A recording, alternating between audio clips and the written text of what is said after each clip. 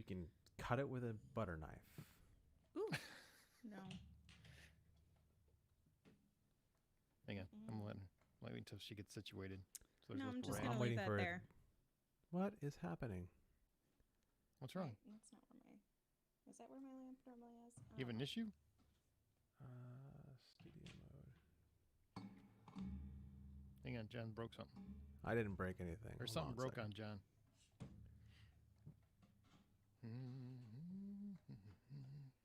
I gotta check the stream on YouTube. Okay, no, it actually shows up correctly. I don't know why it's showing up wrong. And now I'm gonna copy this and share it to. Is it good now? Yeah, it's fine. Are we live? We are live. Oh, well, why don't you say that, man? Hey, by the way, we're live. Ugh, I'm still fucking with this lighting thing. All right, well, we're live, so we're going to go. You ready? You ready to go? Can we go, Dad? Can we start the show? You can start the show whenever you want. I'm just making sure that We can start people... the show? Hey, I'm know what? multitasking. I want to see John grow one of those Ted Lasso mustaches for one of these. If you're going to do video, because I can't do it. Let's just face it, I can't do it. And you, I think, could. So if we could get that going, that whole kind of like 70s, I'm not quite a porn star, but I tried out mustaches. That'd be I great. honestly let's can't. not do that. Because the second I do that, I'm going to realize just like how much like my dad I look. And that's bad. I hope rude. he sees this. I really does. Yeah. I hope he sees it on Father's Day is when I hope he finds it. I want to send him a link. You know, it's going to happen at some point. All right, are we good to go? Yeah, we're good to go. I just shared it to the group, and yeah, we can get going on this if you want. Sweet. Well, welcome to the Hollywood Outsider, an award-winning weekly entertainment podcast.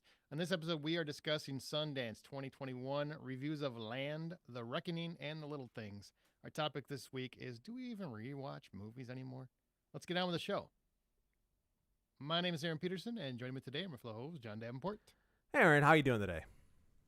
I'm okay. I'm winded. It's been a day. How about Amanda Sink? Hello, hello, fellas, lads, Delay on the fellas. my dudes. What's up? What do you guys? This seems really exciting. We're just Well, I watched a lot of movies this weekend. I gotta say that. yeah, that Sundance thing is interesting. How they're doing it. It's all That's virtual. a good word for it. It's like being Interesting. in Colorado without being invited You mean to Utah? Colorado. Is it you? Yeah, that's what It's I meant. Utah. I It's said not Utah. Colorado. I wished it was in Colorado. Because of So- weed? Is that what it's about? No, because They I'm not. can't Are you, buy. are you one of those weeders? No. Weeders? So what it is that the kids are calling it now? Weeders? I really hope the if kids by are not kids you calling it mean that. old men like yourself, then sure. She's got you there, old timer. Well, Just be careful. I with make your it look hip when good you though. go. I wouldn't go that far. So, Utah, yes, Park City, Utah. Oh, now I don't have those details. I just know it's see, I just- Utah. I Isn't just it did in the first time I Sundance, could think of. Utah, or something like that? Is that It's what it on is? indigenous land. I know that. We should really know what we're talking about when we're going to talk about Sundance pretty Well, shortly, huh? I don't know why you're bringing it up. You didn't even know the right state. I did. I was checking your knowledge. Of Oh, it. I right? was making Yeah. sure you knew. I don't know why I said Colorado. Oh, I'm still okay. dealing with the flashback from the last time I had somebody talk to us about doing some sort of, festival thing. Like, hey, this movie was supposed to be in Cannes. You should watch it for us because Cannes not gonna happen.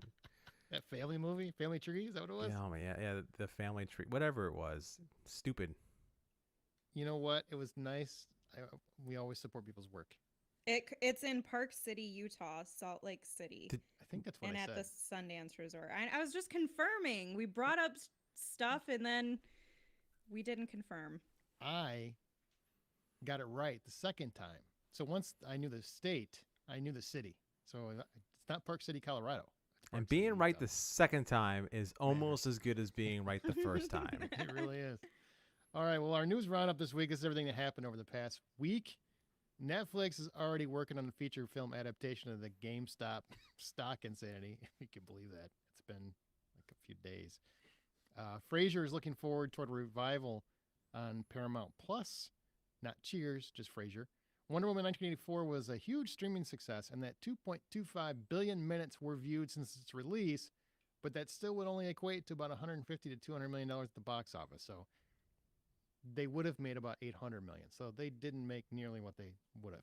George Clooney is producing and possibly starring in a new Buck Rogers series about that space adventurer. Paramount confirmed that Top Gun 2 will definitely hit theaters. They have no interest in going to streaming. Woot woot. Kevin Costner just sold a pilot to ABC called National Parks about park officials solving crimes. What? I'm in. I am so in. Like, whose paw print is this? What? Or bear print? Yeah, The- I mean, I the- guess. That's What are they gonna actually do? Makes sense. Solve like there's a bear shit in the woods. Yes. Yeah. Yes, a If bear tree does shit in the woods. falls in the woods, who Put the hears it? glasses on. Tree falls, who hears it? All of those. Yeah. Right. All those matter. Mm-hmm. You know what? There's crimes that happen in park. I listen to a park podcast where you basically, it's just murder in national parks. If you listen to it and you're a backpacker like I am, you maybe don't want to do it as much anymore. It could be about Bigfoot because there is a state that's making Oh, stop it. trying to put legislation around hunting Bigfoot, like for real. They're trying to not- stop hunting yeah. a fictional character? They're trying to start. They want to start it. They want to be They- able to hunt Bigfoot. Because that's what's stopping them from finding Bigfoot.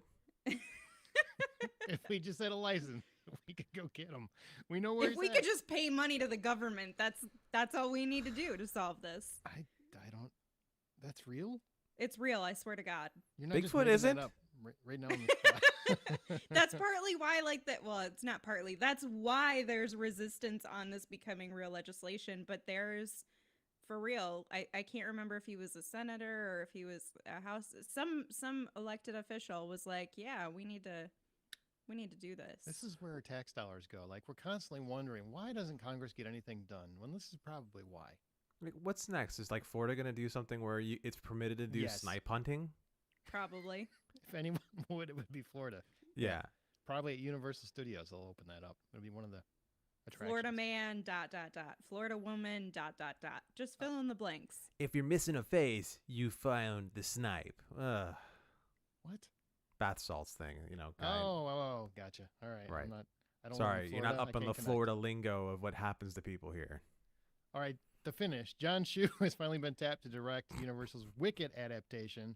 Over the past after the past week, over the past week, we've lost Cloris Leachman, Screech's Dustin Diamond. I guess he wasn't saved by the bell. Hal Holbrook. And Cicely Tyson. Wow, you did not. I'm sorry. And lastly, Ryan Coogler is continuing his relationship with Disney by bringing Black Panther: Kingdom of Wakanda to Disney Plus as a standalone series. And they announced this on the very first day of Black History Month. We see you, Disney. We see you. So, of all of that, what really stood out to you the most, other than obviously Dustin Diamond's family is probably not going to appreciate me very much? Well, I mean, Dustin Diamond's family, and I guess everyone who wants to be mad at you for trying to call out Disney for doing something on Black History Month Day. I just thought it was. I didn't like the timing of it. I mean, I get it; it's important. I didn't like the timing of it. I felt like, I don't know. When do you want them to do like that? cheap PR ploy? Is Yeah, that I what thought it was you're- more of a PR Okay. ploy. I mean, it works great, and it's great that they're doing it. It's just, I just felt like, maybe we should be celebrating actual Black accomplishments. And I think it's great that they're doing the series. I just felt like the timing was You a might little. want to backtrack. You're starting to dig a hole. Like Speaking isn't of a the black Black accomplishment. accomplishments, Dustin Diamond passing away, that's something else, right? And anyone else kind of bothered by this? Well, I mean, that we're in the same age range. That bothers me. Yeah, same age range. He was diagnosed a month ago with lung cancer. Stage and 4, right? Stage 4, Mhm. a month ago.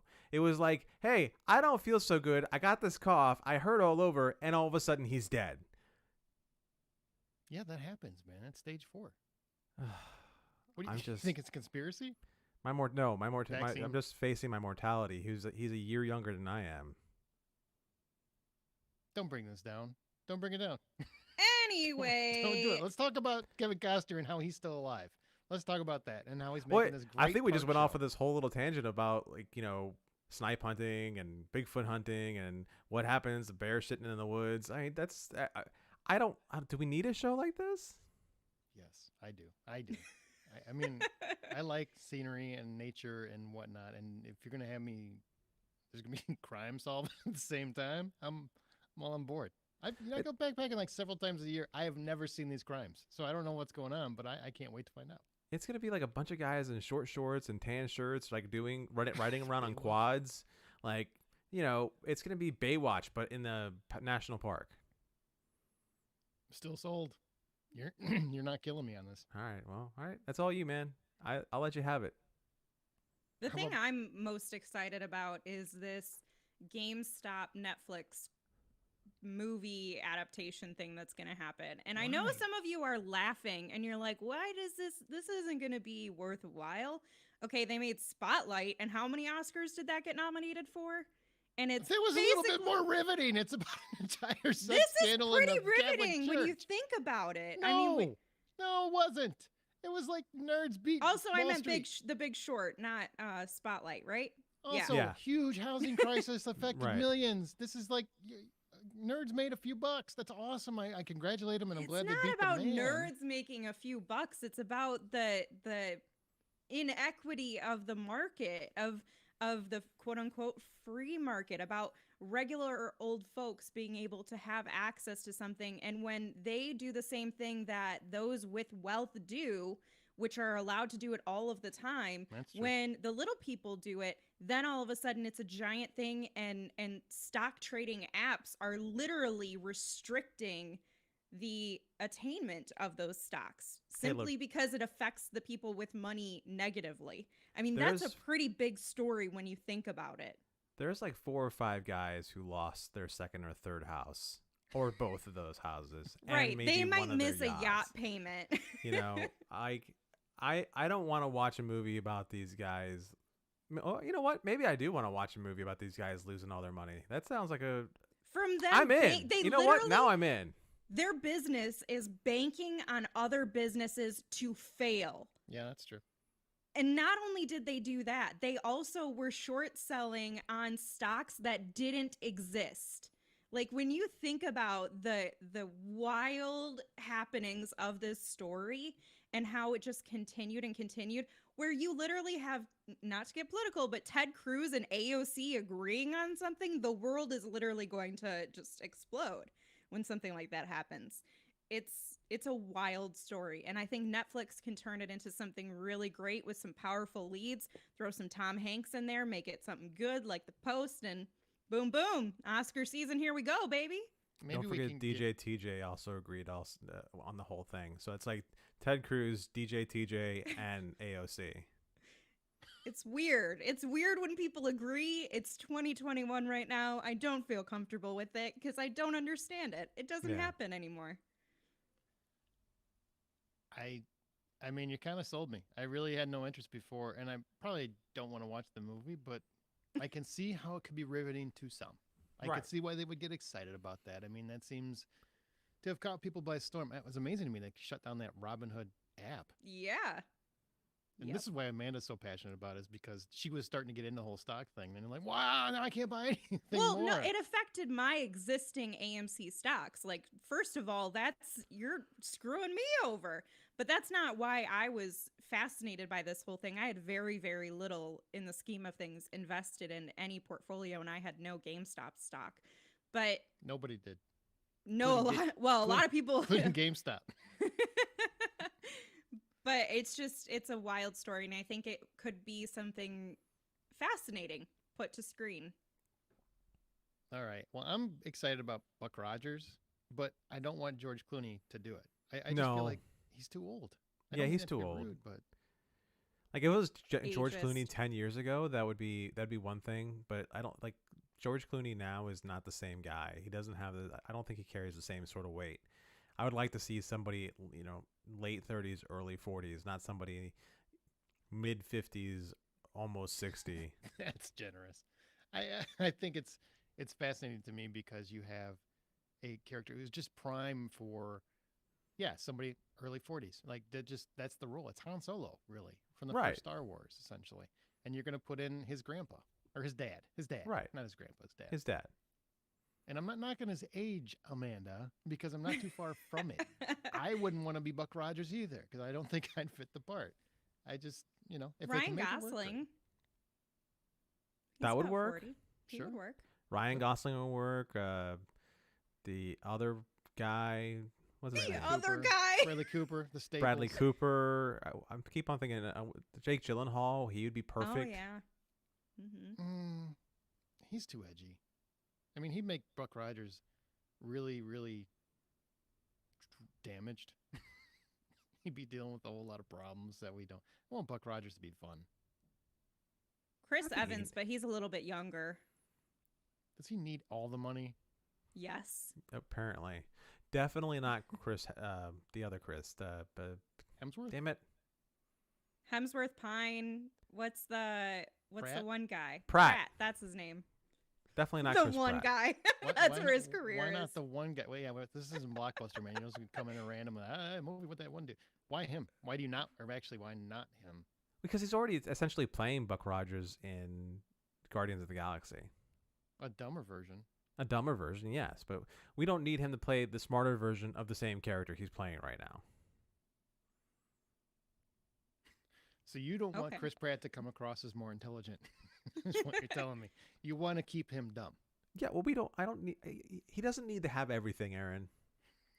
That's true. He doesn't. He's already He got does- a Schwarzenegger. What more can he have? He's got a Schwarzenegger. He had a Ferris. He went from absolutely absolutely nothing to now he's like one of the big names in Hollywood. Even though he's kind of disappeared since he got a Schwarzenegger, so maybe the Schwarzenegger took him out. I don't know, but still, he doesn't need to have everything.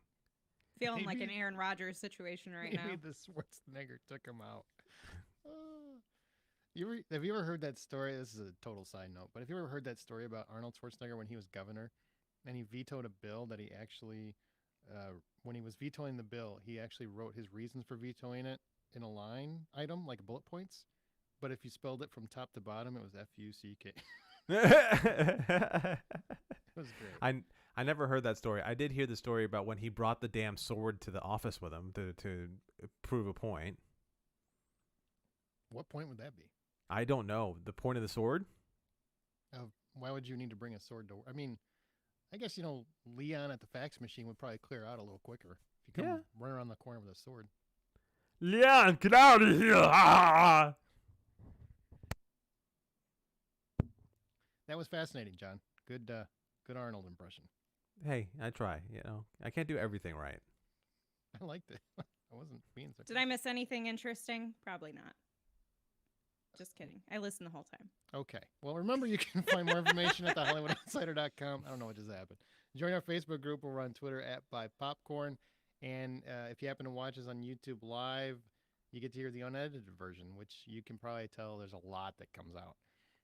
If you're a Patreon supporter, you can get stuff early. You can also get bonus content. Our show is independently funded, and Patreon helps fans support their favorite podcasts. And once you sign up, you get immediate access to all the content in that respective tier. We do 2 separate special exclusive podcasts for Patreon. So if you want extra stuff, and we talk about stuff we wouldn't talk about on this show, it's definitely worth checking out. And you can get WandaVision, which Amanda is doing now, and you'll see in your feed for the next, I don't know how many weeks are left. She's doing that, and it releases on Patreon early.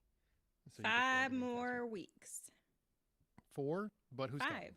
Well, What? well, no, because the episode 4 just came out. There's 9 5, 6, episodes. 7, 8. All right. Well, maybe you're right. Okay. I can count. It's almost like you're the one doing that show. All right. You can go to patreon.com/thehollywoodoutsiders. That's patreon.com/thehollywoodoutsiders and find out more information. Now, we've got some reviews before we talk about Sundance 2021. And we're actually going to have some quicker reviews in that, but we're also going to talk about the festival itself. But, John, I saw The Reckoning.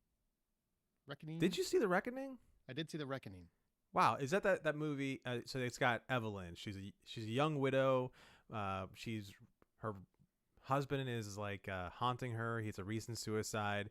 She's being falsely accused of being a witch by her landlord because he, she won't go to Pound Town with him. It's that Reckoning, right? Yes, that's actually, I'm going to put that in my written review. Grace refuses to go to Pound Town. That definitely gave me like a head tilt. Is that really in the story? Wow, is it really in the story, Aaron? That she refused to go to Pound Town? Yeah. Um, I mean, I don't know if that's really it feels like the wrong thing to say. How about that? Okay. So anyhow, like you look at the movie poster. The movie poster looks like something that's straight out of a pulp comic book. The trailer has those goofy start-stop things that's designed to create some sort of feeling of tension and really try to like get you to watch it by that way. The lead actress seems like one of those people who's wildly attractive, even though she looks like she's surrounded by people who are covered in syphilis, and she still looks great. I guess my question, Aaron, is this movie a dumpster fire? Because it kind of looks like one.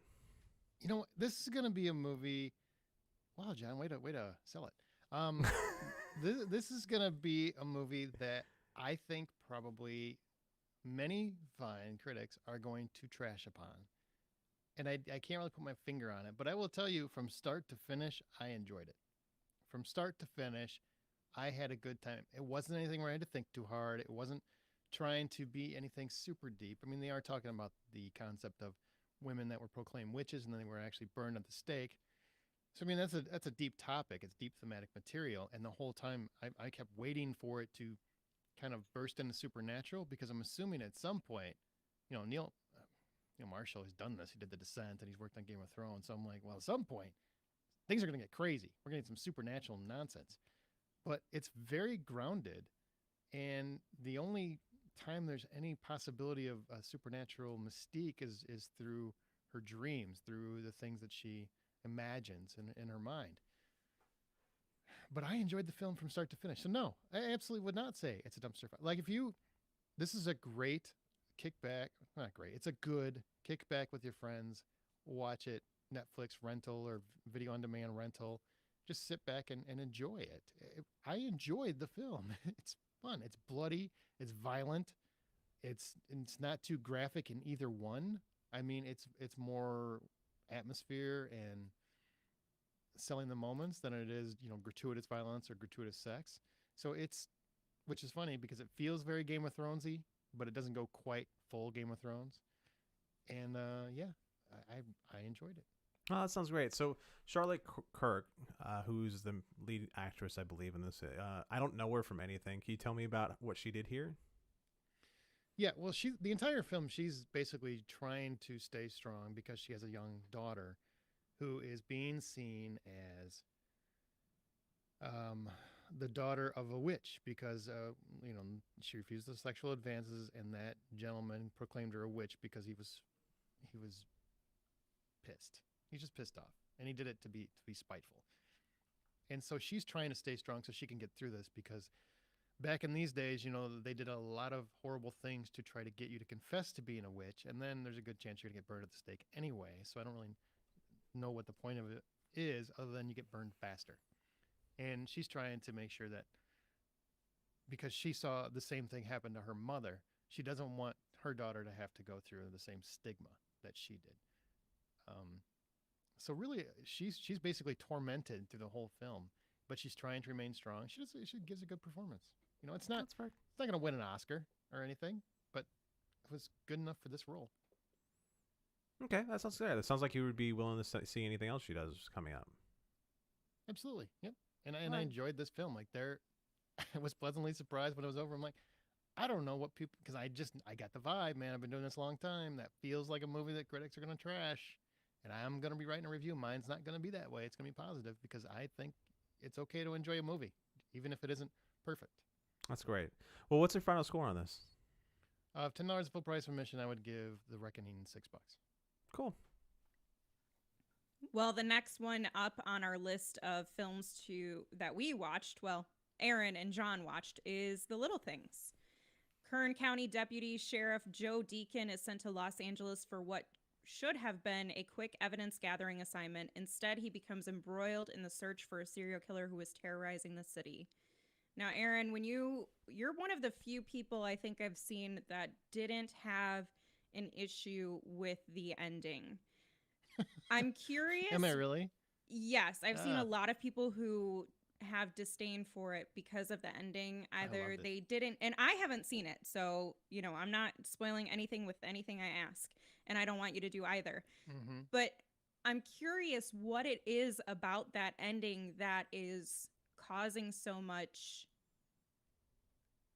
difference of So opinion. let me be clear. So you want me to not spoil anything, but also to tell you why the ending doesn't work for so many people? No, I want you to explain the reasoning without giving me the details. Like, is it because it's too ambiguous? Is it Mm, because they don't give enough explanation? Is it because it was too sure. easy of a setup? Got it. I think I got this. I can I do got this. it. Hold on. Oh boy. Oh boy. All right. Don't Um, spoil it, John. You have a thing. Amanda, Yeah.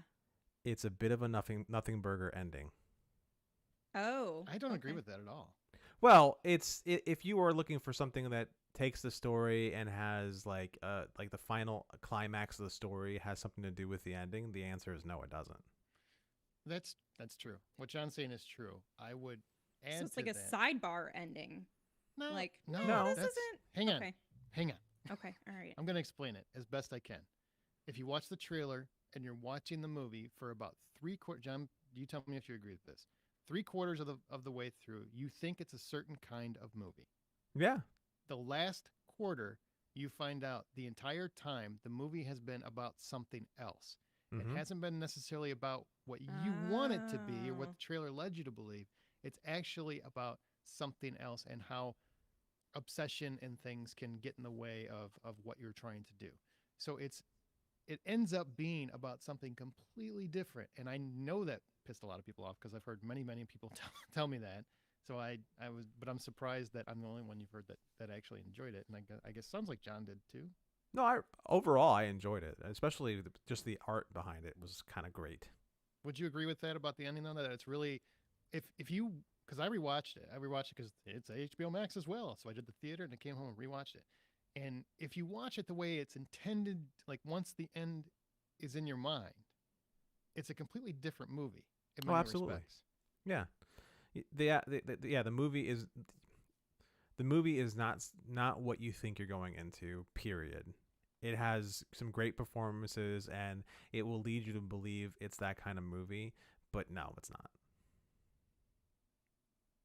Well, let's talk about those performances. So Mm. we've got Denzel Washington, we've got Jared Leto. Those are the names that kind of resonate most with people. What is different in their performances than everything they've done before? Because no offense, and I love Denzel more, definitely more than I love Jared Leto. I wouldn't even say that I hardly like him half the time anymore. But they seem to also have the same approach to the roles that they take on. Do they do anything different here that makes them stand out? I feel like Denzel gives you a performance of like that he's walking around and you can just feel the weight of his life pressing down on him at every given moment. He looks like a man who's about to fall apart into tears at any given moment, at any given chance, and he's trying to do the best he can to solve what it is that's in front of him. Because it's again, what Aaron said before, you're dealing with a guy that's dealing with an obsession, but that obsession is something that's corrupted him in such a way that he is a raw nerve of a person, and I don't think I've ever seen Denzel do something like that. Yeah, and one of the beautiful things about his performance is, especially when you see it in the entirety, his what he brings the weight and the damage really, and the guilt and a lot of things that he has on his shoulders for not solving a case before, and this is a similar case, so he's trying to solve this one. A lot of that is on his shoulders, and he's wearing it through the whole movie. And you don't see how impactful it is until you get near the end, and then it's like, Yep, oh my god, that fed so many choices that were made that led to that moment. absolutely. Now, And what Jared about Leto, Jared Leto? yeah, I was gonna say Jared Leto is he's this is something that's different from I've ever seen him do before. Also, where he swung for the fences when it came Mm. to how much work he put into this role. It's a character that has nothing to do with anything else we've seen. It's a look of which is truly unique in its own. But and at once, on one side, you can believe it to be a real, very real person who is capable of doing some dirty, disgusting things. But you can also believe he's not that at all. And and is somebody who's just looking for some notoriety for something, trying to take advantage of something. So it's easy to see both sides of the kind of character he's playing here, and just how deep he goes into it. If anything, one thing that distracted me the most was he's got this very sunken, caved in face, but he's got like a beer gut on him too, which was weird. That is weird. Yeah, he blew me away. I mean, blew me away. I have never really been a fan of Jared Leto. I'm not a fan of his acting techniques. I mean, the weird Joker stuff that he did to the cast. It's just, whatever. But I mean, he's obviously talented in some respects. In many respects, I just don't usually find his performances that genuine. And it always feels like manufactured product to me. It feels like an actor acting. Watch me act. It's the opposite of what Denzel does. Denzel lives in the moment, where Jared Leto always feels like he wants to make sure he's there in the moment. And those are two distinct differences. But here, I really feel like he just completely blended into this, and he kind of tackled and captured every single aspect of the character he needed to. He's even got a cool walk that changes how you perceive the character in some respects. And he says things so sly that it could totally have two different meanings to it, which is also impactful because he's a suspected serial killer. Does that mean he's saying he did something? Does that mean he's saying he had nothing to do with something? I mean, it's a very nuanced performance, and I was very impressed with what he did. Are we talking Oscar contender here? I mean, I don't want to talk in awards. I would put him in the conversation. I don't know if he would jump out as a leader. Okay, now the other performance that I want to talk about is Rami Malek. So we have somebody who has won an Oscar before, but from everything I'm hearing, he's not overwhelming the audience with his performance here. So is that accurate to you both? Do you feel like he was a little underwhelming? I think he's understated in his role. I'll be honest. Between the other two, he doesn't capture the screen like the other two do. They just really I think he got smothered. He got overwhelmed by the surroundings. So not so much that he did anything wrong. For me, what I noticed the most is that it felt like he was trying too hard. Yeah, a little bit. In the scenes, and the thing that was interesting is like, when he's a cop, he's trying to pull off this intensity of a hunter, and everything is just so angular, and he's got this severe face on the entire time, and he's just so trying to just be this character. But then when the first time you see him with his family or talking to his wife, he's somebody completely different. And I understand that. I don't know if that was a character choice or not, but being able to see that was a great transition. Mm-hmm. It's just that I wish he was more of that guy around his family through most of the movie, because he would have been a much better character than he was when he was the cop. I agree with that. I think when he's in Copland, he's trying a little too hard to come across to come across as Brad Pitt in Seven. Really. Yes. Like, he's trying too hard and it's just not working for him. Now, when he is, like, as the movie goes on and things take a little bit of a turn, I really feel like he nailed those scenes, which was, very important to the film. But there's a lot in the early goings where I'm like, he should have been stronger, where Denzel just mops the floor with him. Which is easy to do, to be fair. I mean, many actors That's true. Are left in the wake of Denzel Washington just by him walking in the room. And here he's slow, he's older, he's definitely put on quite a bit of weight, and so he's not like the Denzel we're used to. And he still has more swagger in him than everybody else in the cast combined. That's true. Well, my final question for you guys, and this will probably be a quick answer from you both. John Lee Hancock is the writer and director. Mm-hmm. And a couple of the things that he's worked on before, just to give you some context, is The Blind Side, The Rookie, Saving Mr. Banks. At least for The Rookie and The Blind Side, these are films that have moments of happiness and fulfillment. Do you feel like you get that, or is this a completely different tone of film? No. No? So this is outside of his realm for the most part, but you enjoyed it. The closest thing to a happy moment is the ending, and that even then, it's not that happy of a Okay. moment. Yeah. I mean, I don't. I This is think very dark in tone. a couple of them smiled a couple times. No, it's very Seven in tone. It's Okay. very Seven in tone. Yeah. So if the full price of admission were $10, what are you giving the little things? I give it Aaron? $6.50.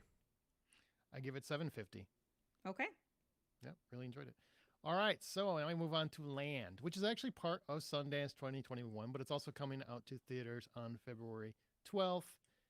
A bereaved woman seeks out a new life off the grid in Wyoming. Now, it's directed and starring Robin Wright, as well as Kim Dickens and Demian Bashir.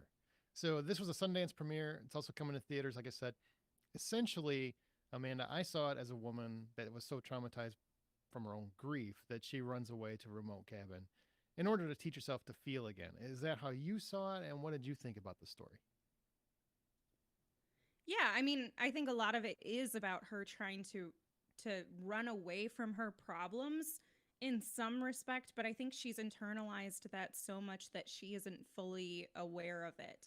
More so on the surface of what she thinks she's doing is her trying to convince herself that she has a purpose for living, because the grief that she's enduring is so overwhelming and so powerful and drowning to her that she has to find reasons to continue going on. And so her going to this desolate location that very few would probably survive coming from a city life and city knowledge, no experience of surviving completely on your own. And I don't mean just like living alone. I mean, you have to chop your own wood so you can have warmth. You have to, watch out for bears. You have to go pee in a bucket basically, and you have to go through a windstorm or a snowstorm to get there. There's so many things that she has to go through just to survive her day to day, and it's about proving to herself, A, that she has a purpose for living, and B, that she can do this. She's trying to honor the people that were close to her and that she lost by showing her worth in another way because she feels so worthless. And Robin Wright, like I said, chose to direct and star in this. So what did you think of the performance? Both hers and Demian Bashir. Okay, so Robin Wright, let's start with her as a director. I'll say that. Oh, hang on. I asked just performance right now. Oh, just performance. Okay. So Robin Wright's performance was spectacular. She really knows how to bring you into emotion. She knows how to make you feel exactly what she's going through. As a woman who would not be able to survive these conditions whatsoever, has no idea what I'm doing. She had moments where I believed in her, and then other moments where I was like, how is she going to get through this? Because I was just along with her, sitting in her same emotion. And so much of it is about you living that experience with her and the tension of survival or defeat. And when it comes to Demian Bashir, his performance is really what ties it's the bow on top of the whole film. It's also the glue that binds everything together, because he is what comes in and honestly develops her character. For without him, she wouldn't progress as an individual in a story sense. Mm-hmm. And I'm not saying that it takes away from her as an actress, because 100% she can evolve and she can progress through her performance as she showed here. But his character was so necessary to it. And as his own character progresses through the story, he was the one who brought me to literal tears. And that's where the emotion and the power was their relationship and the story about, and they really made me feel it through the way that they connected and their chemistry. That although you have to do things alone sometimes, you have to find yourself, you have to heal alone, it doesn't mean that you live your life alone in isolation. So many people, I think, when they experience trauma or sadness or heartbreak or whatever it is, think that the only way to heal is to be alone and do it alone. And yes, there is growth that happens there, but you need a support system. You need people that can help you along that journey. And that's really what humanity is about. And so they were the perfect combination. Their chemistry was mind-blowing to me. Yeah, I was really. I mean, she's. I had no doubts on her going in. I didn't really know what his role was going to be. I thought he was going to be just like a savior or something. It ended up being a lot more than that. And he injected humanity. He definitely infused the film with a much needed pulse. Not that she didn't have one, but her character was so stoic and kind of reserved that he definitely helped expand that. So now, in terms of direction, here's one thing I noticed. When I'm going to go, because I'm an avid outdoors person. I love to be outdoors, and I go backpacking a lot. So a lot of the vistas and sweeping scenery, the landscapes, and exactly how that world is true to life, how it's actually visualized, I know because I've been out there. And I thought she did a wonderful job of capturing not just landscapes, but how it is to live in that world, how it is to survive in that world, because a lot of the things that she does is what I would normally do on a backpacking trip. So I'm used to a lot of it. And a lot of times I'm watching the film going, oh, don't do that. That's bad. That's a bad call. Yeah. But I really, really appreciated. I thought she did a wonderful job of directing and capturing those moments and those vistas. How did you feel in terms of a directing? Like when the movie was over, did you feel like she should do more of this? Or did you feel like, it's kind of a vanity project? No, I mean, I definitely feel like she was talented, and she knew the vision coming into it of what she wanted to achieve. She knew the steps that she wanted to take. And to your point, capturing not just the beauty of the landscape, but the treachery that's in it. She managed to gather that for us and put it into, a very tension-filled way where we felt concerned and we felt that anxiety the same that the character would. And so I appreciated that. I will say that I did not come away from this feeling like she had achieved a new mark in directing history or anything beyond. I didn't feel like it was anything spectacularly new or invigorating, but I enjoyed it and I thought she did a great job. Does that make sense? Because it's not to say that she wasn't great at directing. It was just nothing out of the norm, I guess. I get it. It wasn't like Mel Gibson tackling Braveheart where you're like, holy crap. Yeah. Martin Riggs did that? It's not. It wasn't like that. It was a very good job. Mm-hmm. But she didn't, there was no stamps on there where I'm like, okay. Exactly. That's the right, yeah. That's the mark. That's going to be her mark going forward. I didn't see anything that stood out from anything I hadn't seen before in any other nature film, Wild or something like that with Reese Witherspoon. So it's very much a very good film. I don't know if she did anything special.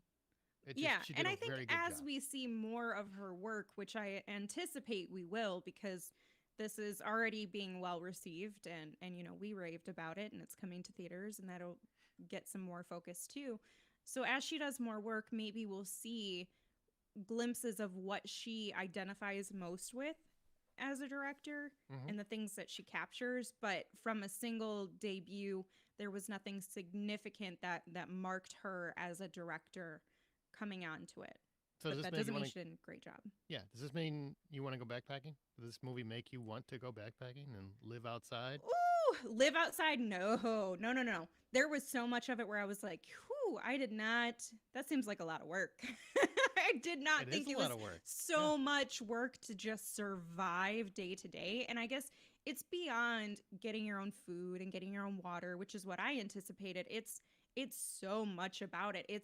She is so remote and away from every facet of life, any potential chance of connecting with another human being, because she does this on purpose, that it's actually frightening. Like, it's terrifying. I felt so uncomfortable throughout the film because of that choice made. And I know it was intentional, but I would never want to be in her shoes where, if you start to get low on food or something, who's gonna come save you? The Ghostbusters aren't gonna be there if you try to call, because you can't call nobody. I don't know how they could help anyway. No, and they did a decent job of acknowledging, how dangerous that is.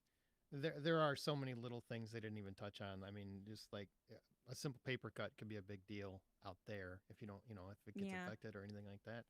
A tick, they don't address a lot of things that are actually big concerns in the outdoors. But overall, did a wonderful job. So $10 full price of admission. What do you give Land? I gave Land $8. Samesies. Yeah. Okay.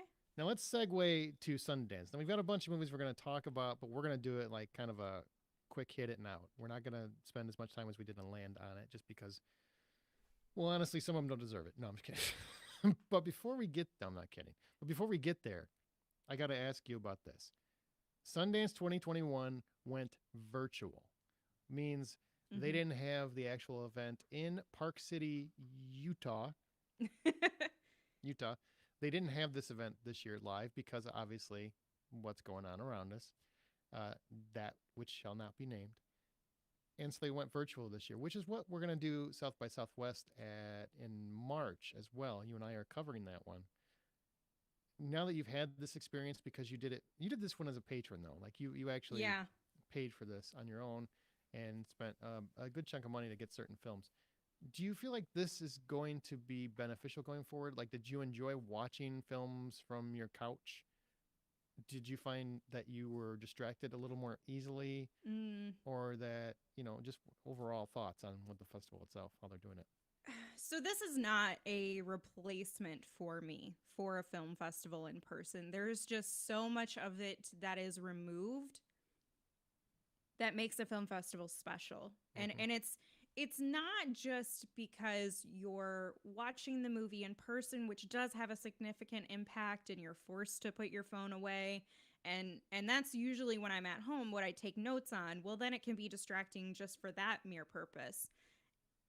And it's a completely different environment when you're isolated in a room with a bunch of people who are all there with the same excitement, and then you hear an applause at the end, and you get to hear the thoughts and reactions of the rest of the audience with you, along with just the journey, like the physical journey it takes to get to a movie. It shows how invested you are in it. Sometimes that's not the same for an at-home. However, I do know that this makes it more accessible to people who otherwise would not have an opportunity to go to a film festival because it is so expensive, not just for your tickets. It is expensive for tickets, but also just for travel. And you compound all of those things and it's just impossible.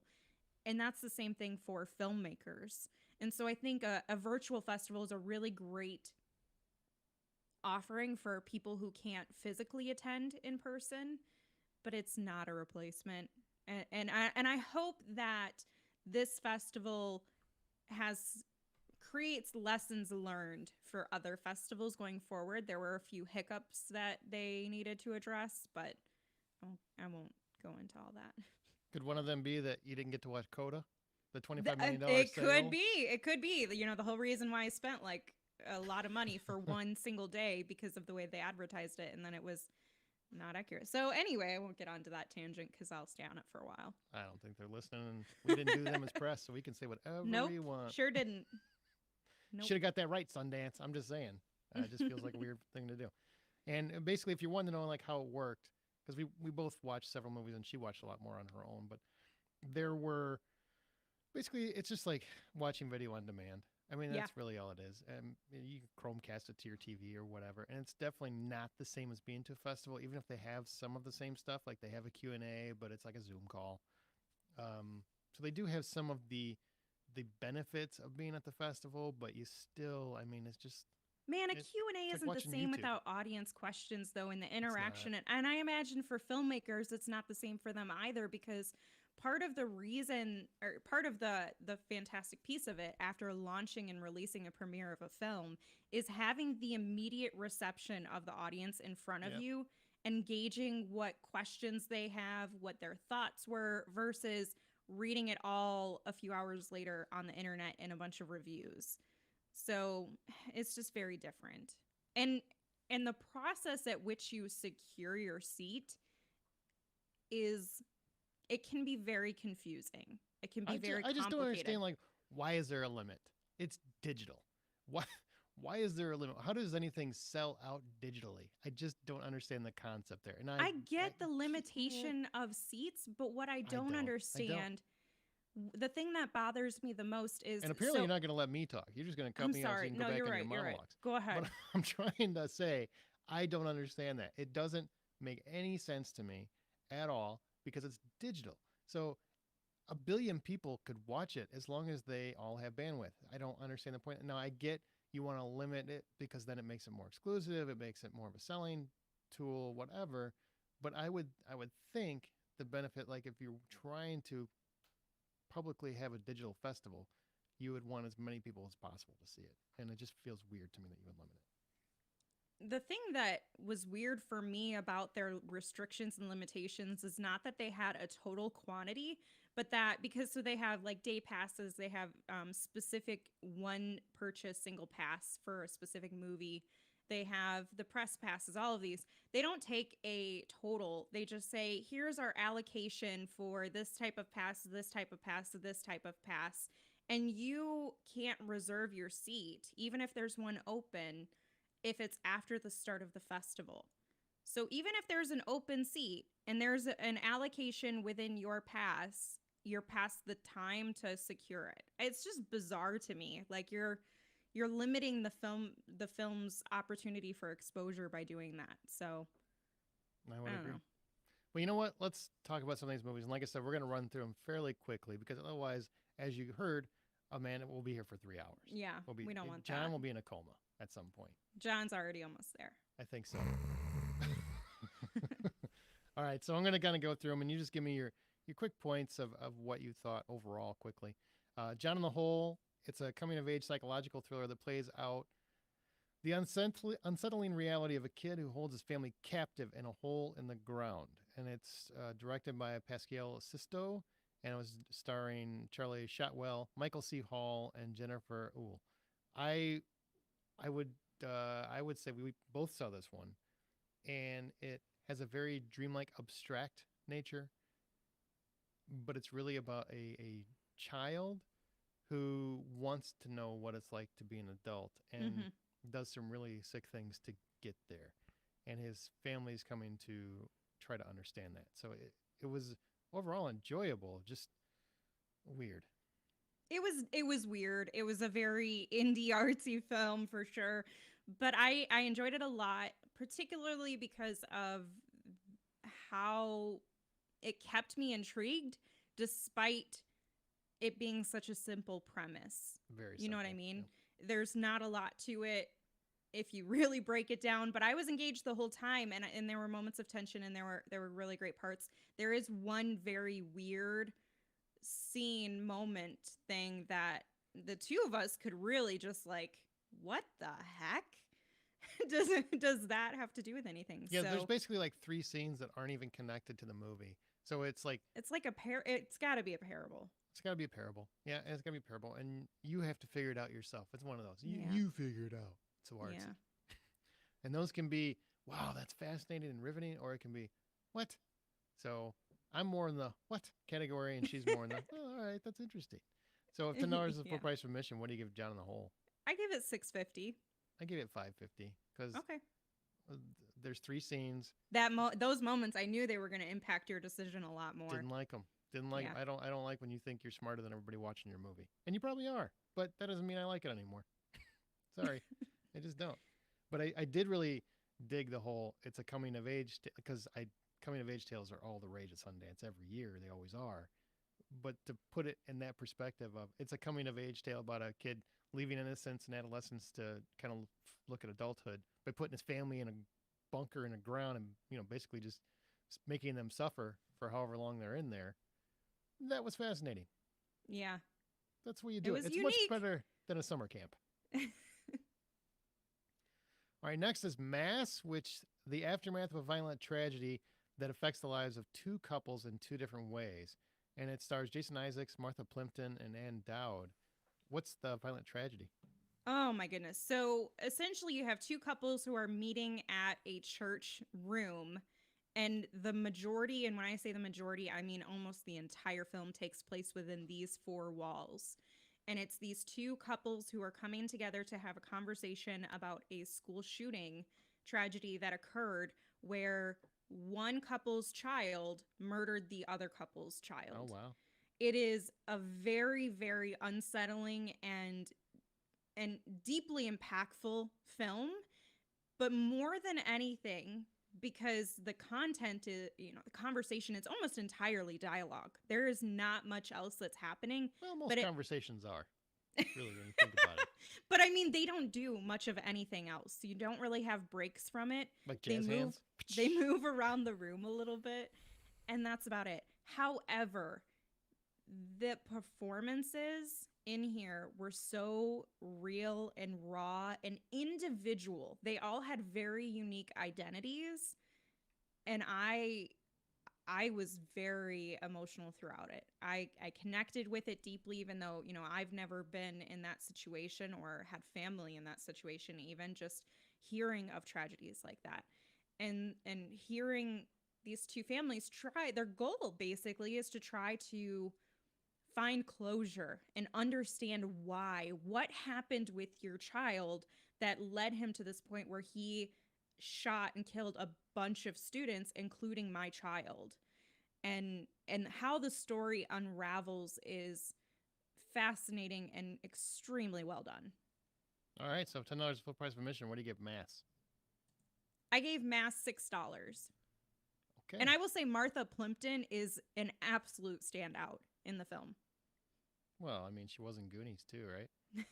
So in Superior, it's about Marion. She's on the run, and she returns to her hometown to hide out with her identical twin sister, Vivian, and in doing so, alters the trajectory of both of their lives. I will let you know right now, I hate twin stories because it feels like, oh, look, we're going to dupe you somewhere in the movie, and you're going to think this character's a different character. Ha, we got you. It's always that way.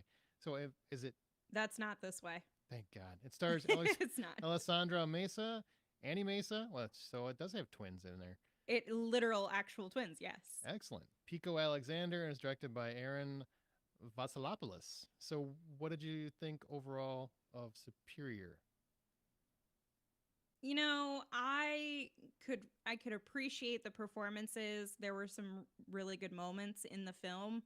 Overall, it was pretty average just because of the story. I didn't feel like it was... Is it a horror movie then? Or movable drama? enough. Or It's more of like a drama and thriller at times. Like it tries to inject that because you basically have one twin who's come back and reconnected with the other after 6 years, and she's obviously running away from something or someone, and they agree to take each other's place for a little bit throughout their lives. And it gets very weird. Like one of them's married and the husband thinks it's his wife and it's not, and it's weird. Yeah. But all right, that the sounds story the story is really about them basically switching places as they try to run away from their own problems of their life, and they find that it's really not better on the other side. And that's really what the whole movie is. So it was okay. Blistering okay. I mean, I would watch it, but I wouldn't tell you to like spend a bunch of money on it. So what do you give the score? I have $10 full price admission. $5. All right, that's pretty Average. Mm-hmm. How it ends. On the last day on Earth, one woman goes on a journey through L.A. to make it to her last party before the world ends, running into an eclectic cast of characters along the way. Stars Zoe Lister-Jones and Daryl Ween, also directed with Zoe Lister-Jones. And also it stars Kaylee Spiney, Whitney Cummings, Olivia Wilde. This is that one where you said that there's a lot of actors that do cameos. Is this list of characters? Did you enjoy this one? It feels like a really weird Seth Rogen-y kind of film. It's very weird. It doesn't have the type of Seth Rogen humor, that's for sure. That No you're weed? Yeah, no, none of that. But it is a nice coming of age tale. It's basically about you reconnecting and loving yourself. And basically, what would you do on your last day on Earth? Like, if everyone knows the world is going to end today, what are you going to spend that day doing? And she has an actual metaphysical younger self alongside her throughout the movie. And for whatever reason, everybody can see her today. So the younger self finally feels actually seen, which is her just kind of working through some of that internal childhood drama she had stuck inside. I liked it a lot, and I'm sure people will love the celebrity cameos because there are lots of them if you look at who they are. You've got like Finn Wolfhard, Nick Kroll, you've got Bradley Whitford, Olivia Wilde, you mentioned, Logan Marshall Green. It's all over the place. Like the guy from Upgrade is in here. Why? I don't know. But they don't they don't really serve a real purpose to me. I felt like it was just to name drop celebrities and B-list celebrities at that. I don't know. Yeah, let's just say celebrities. Wannabe celebrities. They thought they were. They're going to end up on a reality show at some point. Yeah, I mean, it was fun. I liked the movie. I laughed. It was weird. It was enjoyable. But that's the part that really actually drug it down for me is these random, never-ending celebrity pop-ups, and they don't play themselves. They're just celebrities injected playing normal people. All right. So what do you give How It Ends? I gave it $6. So you enjoyed that one. Mm-hmm. All right. Well, Mayday, we both saw, but I think I saw more of it. So I fell asleep. Yeah, you were movied out, I think, is what I heard. So it's about Anna. She's transported to a dreamlike and dangerous land where she joins an army of girls engaged in a never-ending war along a rugged coast. Though she finds strength in this exhilarating world, she comes to realize that she's not the killer they want her to be. It's directed by Karen Sonora, and it stars Grace Van Patten, Mia Goth, and Havana Rose Liu. I will tell you, in terms of the performances, Mia Goth as basically number 2 in the cast is wonderful. Absolutely. She's just like a riveting supporting character and just fascinating to watch. Grace Van Patten as Anna, she was a good actress. Like, she didn't do anything wrong. I just don't know if she blew me away or anything. And the whole movie, it's meant to be a dream, and it's going to connect in the end. And it kind of does, and it also really doesn't. So it's weird because I enjoyed watching the women go about and kind of live this crazy life where they're 4 women living in a U-boat after a war, and they're basically taking out random men whenever they can. And you can tell that there's a lot more at play because they start getting very similar distress signals. They've got a lot of things that come up that are coincidental that aren't really coincidental. They're just more, you got to pay attention to the details. But I just don't think it all clicks when the whole thing is done. So I would say it's something to watch, especially if you like really engaging kind of like fantasy-ish worlds. Almost like Sucker Punch without the budget. And if you're into that, I think you should at least give it a try and see if maybe it really sticks in your head and really makes you feel something. It didn't work overall for me, but I still didn't dislike the movie. I was engaged for most of it. So if $10 is the price of admission, I would give that one $5. I think it's worth a watch to make up your own mind.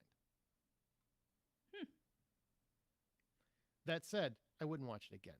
All right. So the last one that we're going to talk about is Prisoners of the Ghostland. Now, this one is fascinating to me because it's about a notorious criminal who must break an evil curse in order to rescue an abducted girl who has mysteriously disappeared. It is starring Aaron Nicolas Cage as Hero, that's his name, Sophia Boutella, and Nick Cassavetes is the Psycho, that's his name. Now, I read a bunch of reviews that raved about this movie. Oh my God. It's so much fun. And all I heard You from have Amanda. my attention now. We have John back. This seems full Nick Cage territory.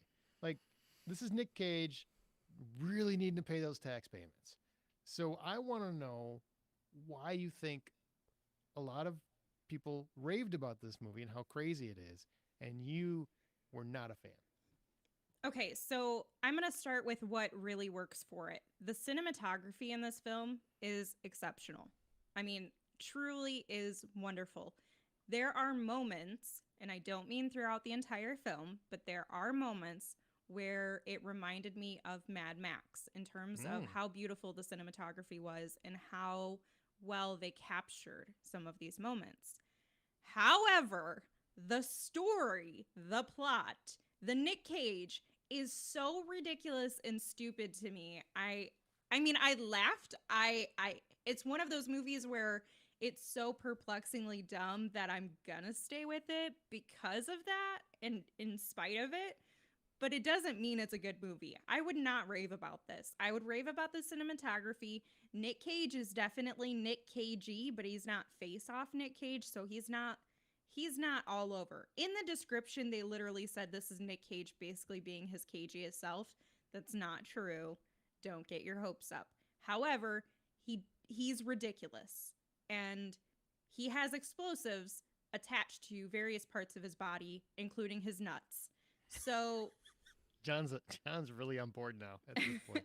it is weird. No one needs nuts. Well, not him either. So it's weird, but it's also like it just doesn't make sense. How do we have samurai? It's supposed to be set in Japan because you have the backdrop is completely that. And somehow you have like Western white dude leaders, but you also have cowboys and like ninjas and samurais. And it's like, how many things are we going to merge in here just to see if we can do it? And that's what it felt like. It felt like one of those movies where it's like, let's just see how ridiculous we can get. And let's go for it because we have Nick Cage. If they didn't have Nick Cage, nobody would be raving about this movie. Okay. Or what do you give this one? If $10 full price admission, what do you give this one? Because I got to tell you, the whole explosives on parts of your body, including the nuts, I'm kind of like, I got to see that. I don't know why. I just want to. I'm not telling you not to see it. I think just for the purposes of how weird and there are some good moments, how weird the movie is, you should watch it. Is it better than Mandy? Yes, okay. It is. Right. It is. That works. It makes sense. The story, I guess it makes sense. It's just really dumb. It truly is. They just try to merge so many genres, I feel like, or types of characters, where I'm like, so we're in a Western? Oh, no, we're in a Japanese film. Okay, so we're speaking Japanese? Oh, we're speaking English now. Now the Japanese women are like they have very strong accents, but they're just going to talk English. I love just this. For what us? are you talking about? That sounds fantastic. It's ridiculous. They That sounds open amazing with arguably one of I don't want to say anything about what happens, but the first 5 minutes you'll at least appreciate, because if you love movies that really try to push the grounds of what an audience will accept filmmakers to do, or like characters in a movie to do, they certainly do that. I mean, all right. If $10 full price admission, Yeah. what do you give Prisoners of the Ghost? I'm gonna give it $4. All right. And that's Sundance, people. We are out of that one. Now we're going to go to our From the Outside In topic. Okay, this is really simple. Like, because we knew Sundance was going to take a big portion of the time, we picked the easiest freaking topic we could ever pick. Literally one question. It's still going to be a conversation, though. But we're It's going to gonna be a very short one. Yeah, well, we're going to start with John, because I think you held the floor there for a little bit. John. Aaron, what's up, buddy? I was just making sure you were still, had a pulse going. You're good. You're Oh, I just get my second wind in now. Do you rewatch movies anymore? Or do you feel like because of the constant new media has almost killed that completely? You don't do it as much. You're going to kill me when I say this, but I watch stuff that I watched before almost all the time. And the reason why for me I do that now is that almost all the time there's like tons of new stuff. Why? You know what? The reason you were going to tell me, and I just I was going to tell you, like, or I can tell you these things, or you can give me a hard time and berate me for it. But I'll wait for that.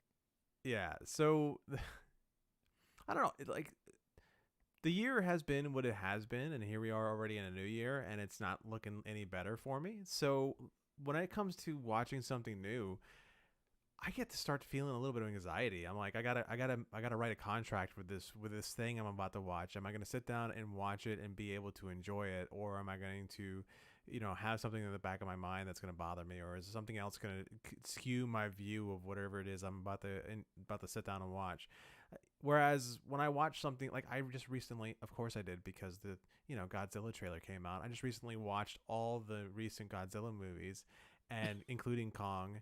And I sat down and I had a great time watching them. And I was able to say, have this internal monologue in my head about how great those movies are and how great it made me feel to watch it. And I didn't get caught up in any sort of anxiety of my life.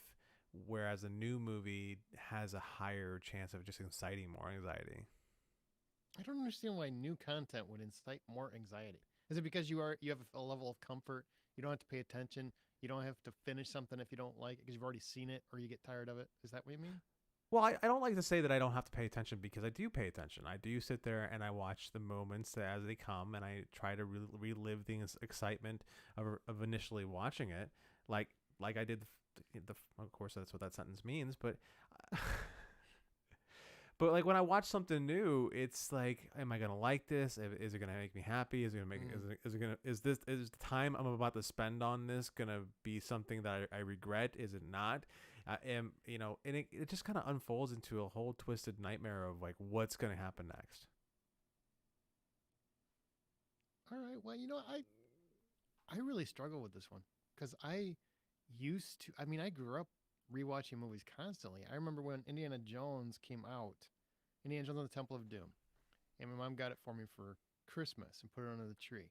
And I had almost surgeon-like precision with unwrapping that present, so I could take it out, and when she wasn't home, I'd watch that movie over and over and over again. Sounds like she didn't use enough tape. She had a lot of tape. I'm just that good. And then I would put it back, back under the tree.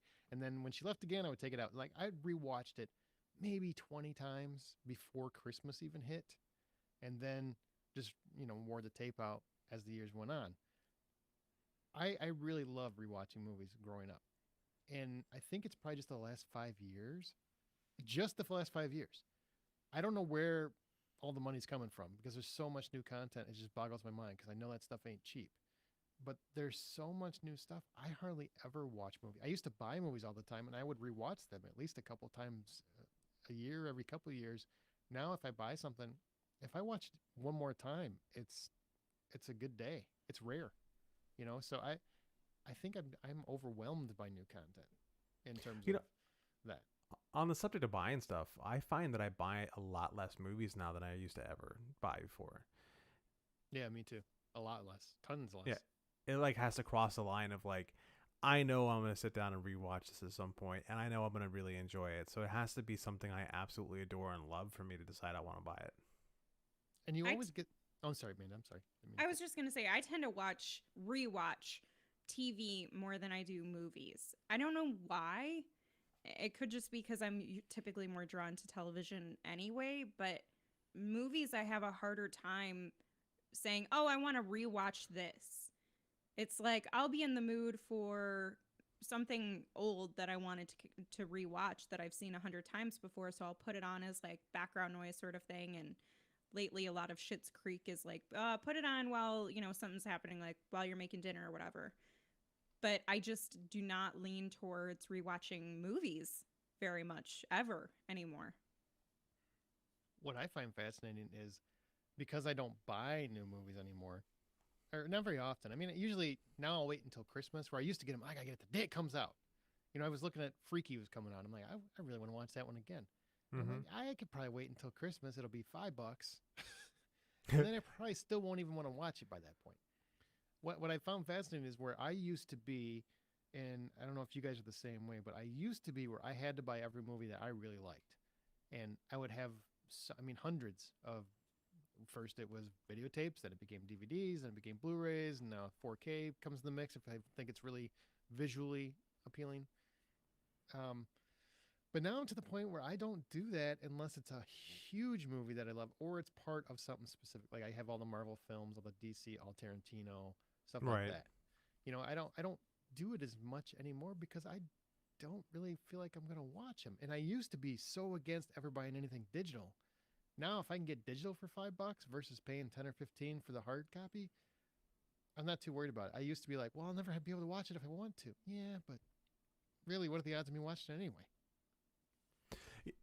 It's funny you mentioned about some of that because it reminds me that so every year when it comes down to Christmas time, I how you do. You guys go out, you make your Christmas list or your Amazon wish list, and you put stuff on there, and I've got expensive taste, and if I don't put movies on my list, I know I ain't getting shit from nobody. Maybe that's a you problem. It is a me problem. Maybe I'm you just should be a little less saying. fancy. Is what I'm saying. I'm just saying that I have to put movies or save my movies up for Christmas to be able to be like, okay, I know that you guys aren't going to get me the $500 camera or this other thing or this other stuff that I plan on doing something with. So here's a whole bunch of movies that I love. You guys can buy me that. So you'd rather they waste money, and you know you're never gonna watch it. No, I do rewatch the movies. Okay, just checking because I think I've sent you one before, so I want to make sure that like this wasn't some kind of really crappy thing you do. No, didn't we start the show off with me saying, or this part of the segment off with me saying that I constantly rewatch stuff? He did say that. I'm So just clarifying. I just want to make sure because you're like, oh, I tell them a bunch of stuff I didn't really want. I can't. I really wanted this $500 drone. I never said it was a bunch of stuff I really didn't want. I said it's a bunch of stuff that is cost effective for people who don't like me enough to spend the kind of money on me as some of the or other just stuff. don't that I have that money. No, I'm gonna go with don't like me enough. Cost-effective people that don't like me enough. What a way to spin it. Yeah, I'm trying to save you money because you don't appreciate me. I will say, that list keeps on getting smaller and smaller. when I do decide to buy something, I don't typically lend to buying just digital, and because it's become so much more rare, I typically try to find it in the metal case. Oh my god, now I can't even think of the words. Steel box. Steel, is that right? Steel case? Yeah, steel box is accurate. I'm like, where are my words today? That thing. Yeah. Just because I love them. The I appreciate collectible them. cases like at Best Buy and stuff. Yeah, like that. Best Buy. Walmart apparently has a bunch. Like there were some really cool John Wick ones that I got, and they're Walmart exclusive. So you do buy some. I do, yeah. I honestly feel like at this point, I think I might finally be leveling out with you on my purchases. I do them all at one time though, and it sounds like you've kind of gotten to that point too. But I know you used to buy pretty much everything. Yeah, well, and part of that is with age too. I mean, the older you get, you're like, why do I want a bunch of stuff that my family's gonna have to figure out what to do with when I'm dead? And it's just, I mean, that's real dark. Well, you gotta, I mean, just realistic. I've got boxes of videotapes, Amanda. I've got a giant box of VHS tapes in my basement. Are they porn? Or are they actual movies? There is one Pamela Anderson Playboy video that I'm still willing to watch before she had the work done. You know what I'm saying? But I've got this huge box of stuff and or videotapes. I'm never gonna watch those. I don't have a VCR anymore, and if I well, I might have one. I don't know if it works. So what a waste! What an absolute waste of money that was. And even though it probably gave me a lot of happiness, especially that videotape with Pam Anderson. But outside of that, I mean, I don't really know why I spent all that money. So I'm trying to cut back on stuff like that. Like I just feel like it's unnecessary.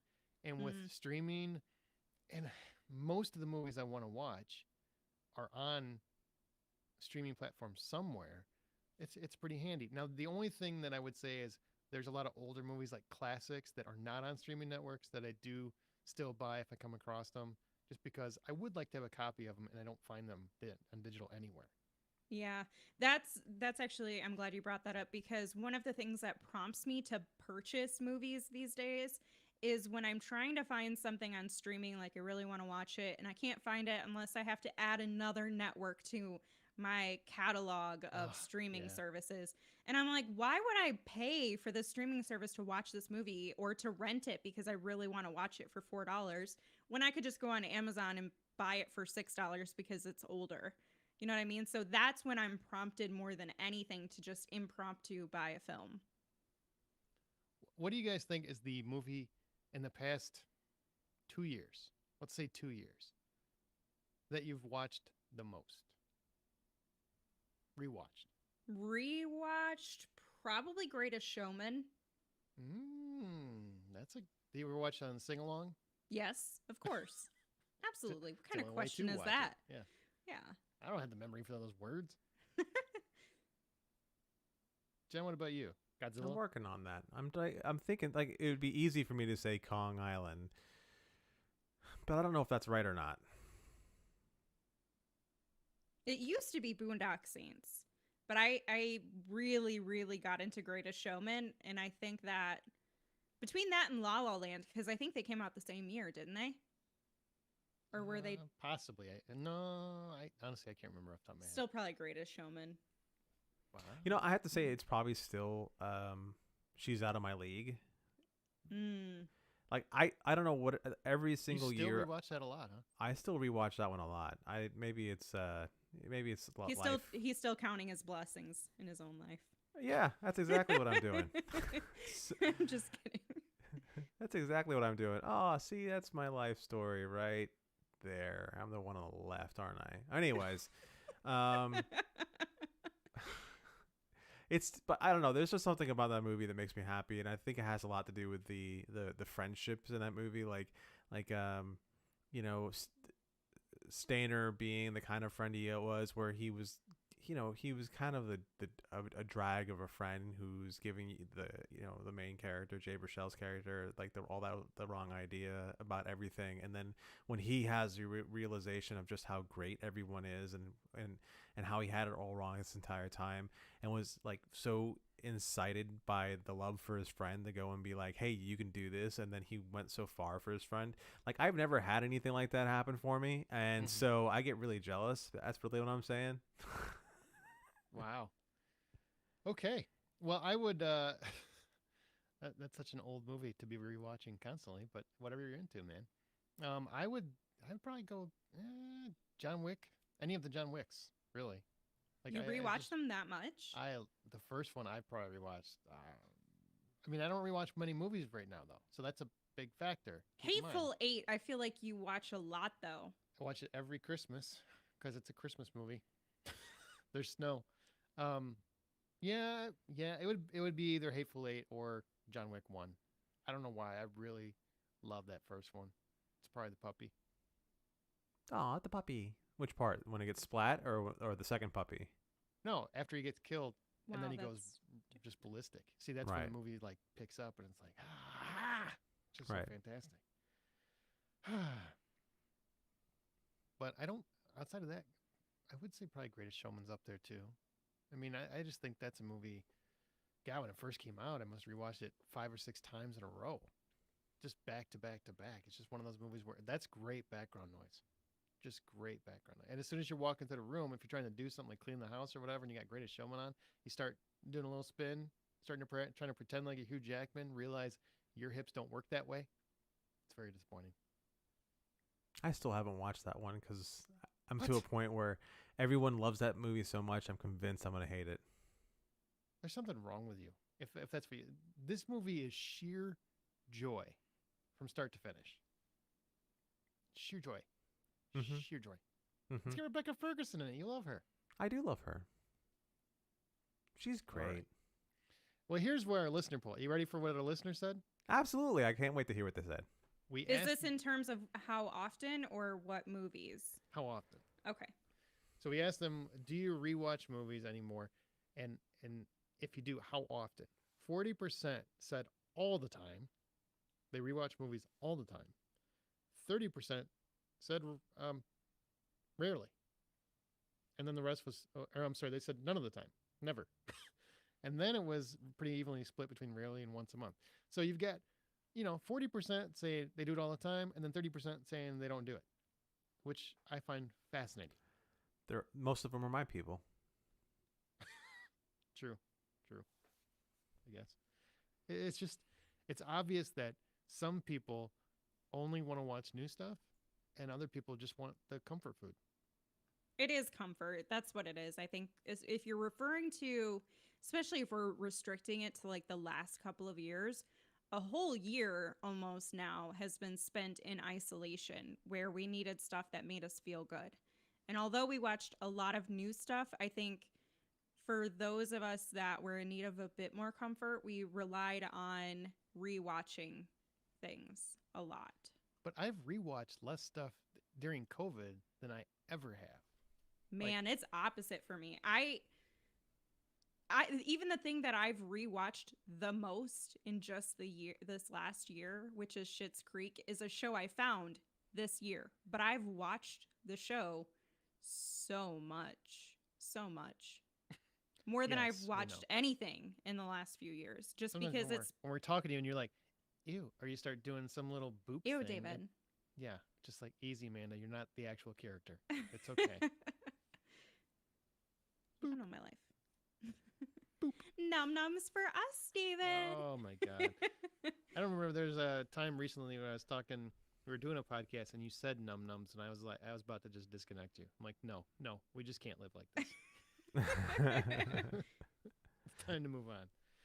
Time to move on. All right, for us, it is time to move on to our upcoming releases and recommendations. So, guys, what is coming out in the next couple weeks? All right, up first we have More Than Miyagi, the Pat Morita story. Mr. Miyagi is a character that it made him an icon. Now we examine his Oscar-nominated actors. I'm going to just throw words there and left and right. So, yeah, it's all about Pat Morita. It has a whole bunch of people from the different TV shows and movies he's worked on. It's directed by Kevin Derrick and is written by Oscar Olives and Kevin Derrick. Coming out on February 12th to VOD is Fear of Rain. A girl living with schizophrenia struggles with terrifying hallucinations as she begins to suspect her neighbor has kidnapped a child. The only person who believes her is Caleb, a boy she isn't even sure exists. What? All right. Will it beat words on bathroom walls? We'll see. Following that is this absolutely amazing looking movie. You know what? So ridiculous and awesome. The title, though. The title. Willy's Wonderland on VOD February 12th. A quiet drifter is tricked into a janitorial job at the now condemned Wally's Wonderland. Willy's.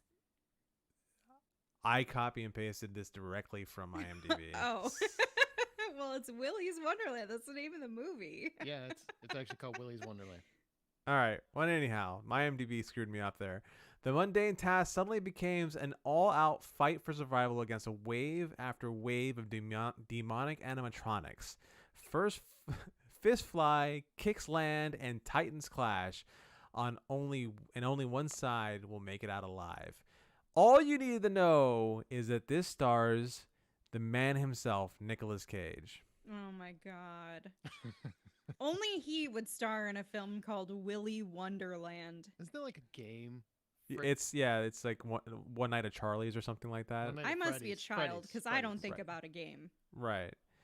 There's a game. It's a new game. Yeah, it's a newer game. Yeah. I don't know much about it. I think it's One Night at Freddy's or something like that. Yeah, One Night at Freddy's. Yeah, at this point, I'm just gonna say that if I ever need to describe my day to anyone, I'm just gonna put every single Nicolas Cage movie on a giant wheel and just be like, Put in the right clip. It's Wicker Man today. That's what my day is like. I actually like that. Bees! I'm punching old ladies and getting stung by bees. It just seems fantastic. So the last one coming out on February 12th is Barb and Star Go to Vista Del Mar. Lifelong friends Barb and Star embark on the adventure of a lifetime when they decide to leave their small Midwestern town for the first time ever. I wish they'd keep going. With Yeah. that trailer. Like, I like Kristen Wiig and everything, but I just don't know if I have it in me to watch this. Yeah. I don't know. I don't. I 100% don't. I'll probably give it a whirl, but I'm not. I'll tell you what, this is gonna be one of those $20 at home, in-home theater releases. Nope. Not. You ain't getting 20 out of me for that. Not with that trailer. I'm Barb and I'm Star. My name's Barb Star or some nonsense. I'm like, what? What? I don't know what the hell's going on. They're trying too hard to be quirky or weird. And a good friend of mine told me that his son Bennett is having just a real conundrum trying to figure out why I'm in YouTube. So hi Bennett, how you doing? Did you just boop a child through YouTube? Am I gonna get in the list or something? I don't know I what mean, the you rules might. are. I don't think so. I don't think it works like that. All right, any recent film or TV recommendations we haven't already talked about, John? Yeah, you know what? I spent the part of my weekend rewatching bits and pieces of the OA, which is a show that's now canceled on Netflix. But it's something that I really loved. And speaking of rewatching something, if you have time and you want to watch something that's completely new and different and may blow your mind a little bit here and there, and maybe at points feels like it's trying a little hard, but if you just let it take over, it's a really quite a great and fun ride. So yeah. Does it have a conclusion? Technically, no. Well, that's important to tell people Ouch. before you're like, hey guys, go check out this show. It's going to blow your mind. What? So it's got a great ending? No, your mind's going to be blown because there isn't one. Yeah. Well, there is Thanks, an ending, Netflix. and there's sort of like like there's it's sort of like you can write your own ending after that. Oh, but that's my favorite. Mm-hmm. Yeah. Yeah, that's what I like. That's what I like to hear. I will recommend. I saw News of the World with Tom Hanks in theaters.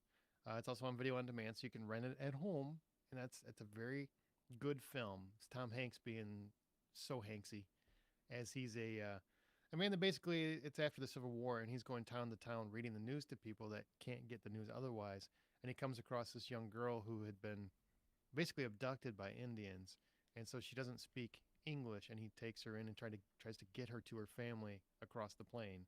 And it's just the different things that they come across. And Paul Greengrass, who did the Bourne films, directed it. But he doesn't direct like he normally directs those movies. I mean, there's actual static shots, and it's not all hand camera. I mean, doesn't give you a headache when it's all said and done.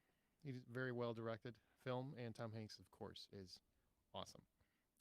Also, one that's been recommended to me a lot is the show called Ted Lasso, which stars Mr. Olivia Wilde, Jason Sudeikis, and Ouch. he is basically a coach from the States who's brought over to the UK to coach a soccer team, and the whole point is the owner of the team is coming off a nasty divorce, and she wants to punish her husband because she got the football team, and he loves the team. So she wants to punish him by making the team fail. So she basically hires the least likely candidate possible for this very Ivy League team. And the thing is that Jason Sudeikis is Ted Lasso with his mustache, which is very 70s. I'm working on getting a job in the industry kind of mustache.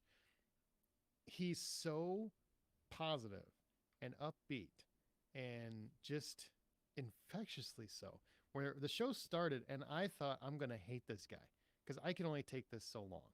I mean, I can only take this. It's going to just get exhausting. It's not going to feel real or genuine as it goes.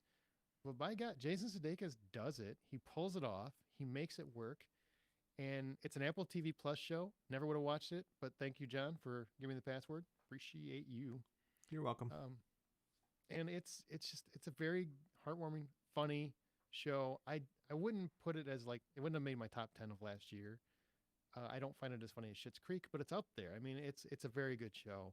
And I normally don't like sitcoms, or it's not really a sitcom. It's more like a dramedy. But there's some really great moments as it goes, and as it gets toward the second half of the first season, really some good emotional beats as well, and some character growth. So, yeah, Ted Lasso on Apple TV Plus. Check it out. Amanda? Wow, you almost talked as long as I usually do. That was crazy. I don't think I did. I'm going to recommend Justified, which I've been watching, and I don't think I've mentioned it. It's the only other thing I've had time for aside from Sundance movies. And I'm normally not a Western-y-ish type of movie, TV show watcher at all. But really, it's not very Western-y. I was under the impression it would be much more Western than it is. And Timothy Olyphant, I kind of want to watch him in absolutely everything right now. I just think he's so fantastic, and he is perfect in this role. You gotta say his name right. How do you say it? It's Timothy off with his pants. I actually think he looks a little bit like Aaron, so that'd be weird. Younger Aaron, not Aaron now. Aaron now is a little bit aged. Wow, that's like cheese in a good way. Or maybe that's wine. I'm Anyway, glad you're enjoying it and making this weird as hell. it is fantastic. If you have not seen it, I would go watch it immediately if I were you, because I am doing that. And John, you get our weekly streaming recommendation, and it's got to be from HBO Max, which I think is your favorite service ever. So what is the recommendation? It's one of my second favorite at this point, but still, I tend to go to it a lot, and like I can't point at any one thing to sit down and watch on this. You've got the flight attendant. You've got Rick and Morty, Cartoon Chicken. You know, there's a whole bunch of different shows on there that you can watch and spend time with. Robot Chicken. Speaking of Robot Chicken, sat down over the weekend. There was a point where I was having some pretty heavy anxiety moments, and I wanted to watch something that would take my mind completely off of it. So I went with Robot Chicken. If you don't know what this is, Seth Green and his cohorts and a whole bunch of voice actors that you know very well got together and decided to animate old toys. And they animated the old toys and told these stories with characters like Superman and Batman and Spider-Man and all this stuff. And it's just these weird, crazy, like off the wall, skits they pull off with these characters. And I just sat there and mindlessly watched these things and had a great time. So yeah. Robot Chicken. All right, well, you can share your thoughts on this episode or anything else in our Facebook group or on Twitter at @BuyPopcorn. Our site is thehollywoodoutsiders.com. You can rate and subscribe us on your preferred podcast app. If you're listening by podcast, that would be greatly appreciated, or subscribe on YouTube. You can find John's artwork on Insta and Twitter at @RJohnDraws. Amanda's on Veronica's Marshmallows and Smirk and at Sink Into This on Twitter. And me on The Blacklist Exposed, which is going to be on forever, and presenting Hitchcock and at Aaron Smirks on Twitter. Now, we got one more thing before we leave. It's this game, segment, whatever, called I Can't Believe We Thought That Was Cool. Now, that's where a host mentions a favorite film from their youth that now contains material that makes them very uncomfortable or is hilarious in hindsight. And it's my turn. So the movie is Real Genius. Who here's seen it? John, I know you've seen it. Yeah. Amanda? I've seen it. Okay. So we've all seen the comedy classic from 1985, Real Genius. Val Kilmer's Chris Knight. He does this thing in the movie. Now, he does a ton of hilarious but very questionable things, though he still can't hammer a 6-inch spike through a board with his penis. But at one point, he uses liquid nitrogen to get snacks and coffee out of a vending machine. You guys remember that? Yep. Okay, at the time, when I was a kid, I thought that was like the coolest thing ever, and I totally wanted to try it. I didn't understand why we wouldn't want to do something like that. I can get free snacks. I get this liquid nitrogen in a tube, and I get free snacks. This is amazing. Until later, much later, like now, when I realized exactly how dangerous liquid nitrogen actually is. And it can cause instant frostbite, plus just breathing it can damage your lungs immediately. So it's absolutely idiotic. And I'm kind of ashamed that I really wanted to try it. I actively searched for liquid nitrogen at one point. We didn't have Google. I don't think you're alone, because there were a lot of people who were like, no, this can't be real. That's not real. No, it was definitely, that was not an error in the script. Yeah. And I think it would probably maybe work that way. I don't know, but I do know it's very toxic and very bad, and it's not cool. Well, it's the 80s. Toxicity wasn't a thing back then. Yeah, but everything was bad, but it was okay back then. Right. Sure, but when they say, well, kids see stuff on TV, they'd never try to do that. I mean, they're smarter than that. They are not. I tried to find liquid nitrogen. They are dumb. And now there's Amazon, so don't let your children watch this, or else Yeah, I was going to say, I'm pretty sure. Ask Alexa. I'm pretty sure that you can just get it off of Amazon these days. It would be so much easier than it was in the 80s. Oh, thank God. Maybe that's why Bezos is leaving the board, huh? Or leaving the job. Leaving his it's either CEO that or he's got to hunt title. down Superman. He does look like Lex Luthor. He does. Oh, that's actually funny. Yes, he does. All right. Well, that's going to do it for our episode this week. Remember, the next time you head to a theater or sit comfortably on your couch waiting for one to open, because they're not all there yet, buy popcorn. Bye. 45%. Oh yeah, bye. I forgot about YouTube. Bye, YouTube. Sorry. Bye. What do you say to the god of death? Not